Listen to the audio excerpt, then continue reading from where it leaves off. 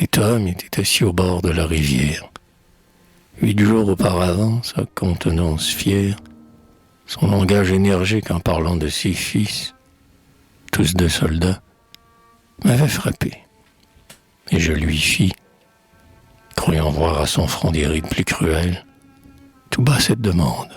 « Avez-vous des nouvelles ?» Il m'a répondu « Non », d'un ton qui me glaça.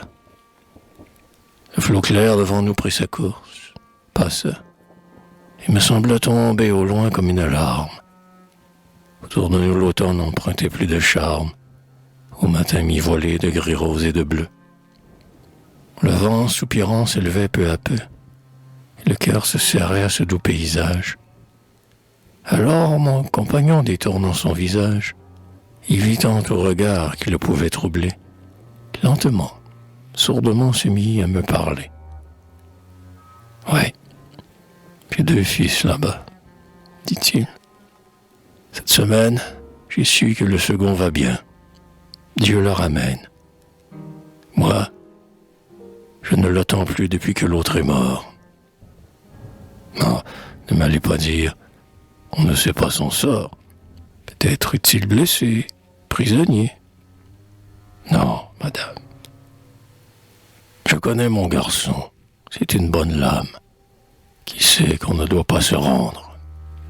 Les meilleurs disaient, il nous vaut tous. J'en étais fier.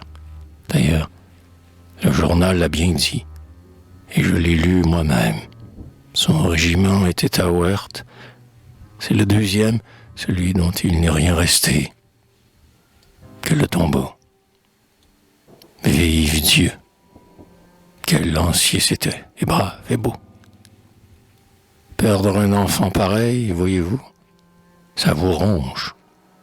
5 coups, la veille, on dit songe, mensonge, n'est-il pas vrai?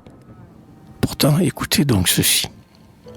Il est venu vers moi la nuit, il m'a saisi dans ses bras. Adieu, père. Il est sorti tout pâle. Au jour, me rappelant cette scène fatale, l'embrassade, le cri, j'ai compris la leçon qu'il me fallait comprendre. Et j'ai dit, mon garçon est flambé, c'est fini. Depuis, j'ai su l'affaire et j'ai réécrit 3 fois. Mais rien. Allez, un père ne peut pas s'y tromper.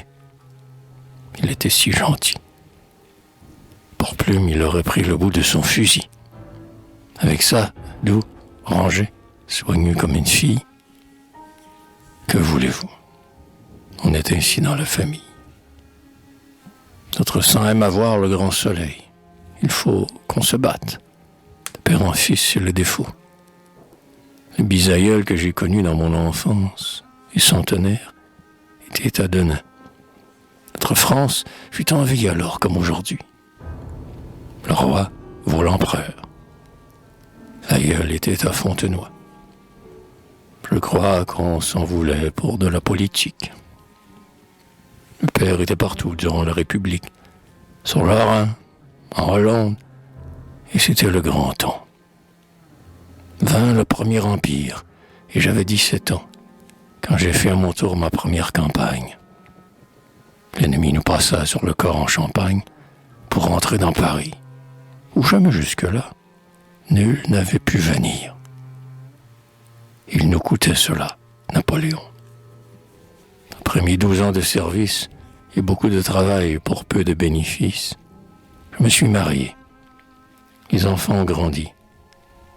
Quand je les regardais, j'étais regaillardi. J'aimais avoir aussi près d'eux leur pauvre mère. Elle est morte. Mes fils sont partis pour la guerre et je me suis fait vieux pour mourir le dernier. L'aîné me ressemblait, l'autre, le pontonnier, tenait de ma défunte. Il était blond comme elle. Vous voyez cette eau bleue? On dirait sa prunelle. Quelque chose me dit qu'elle restera là-bas. Et celui-là non plus, je ne le verrai pas. Plus de famille alors, plus de nom, plus de race. La maison était qui la veut, car à la place où leur sang fumait, la terre le boira. Et leur souvenir même avec moi s'éteindra.